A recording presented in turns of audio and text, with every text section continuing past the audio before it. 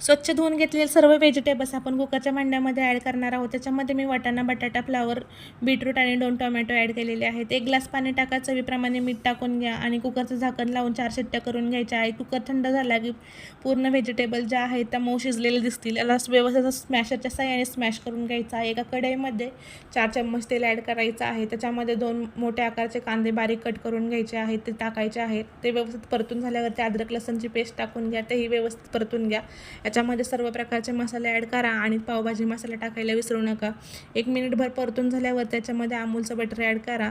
तेल सुटलं की आता आपण याच्यामध्ये जे भाज्या स्मॅश केलेल्या होत्या ते ॲड करणार आहोत आणि त्याच्यावरती आपण एक अर्धा ग्लास गरम पाणी ॲड करणार आहोत. खूप सारी कोथिंबीर टाकून घ्या आणि 5 मिनटं व्यवस्थित शिजवून द्या.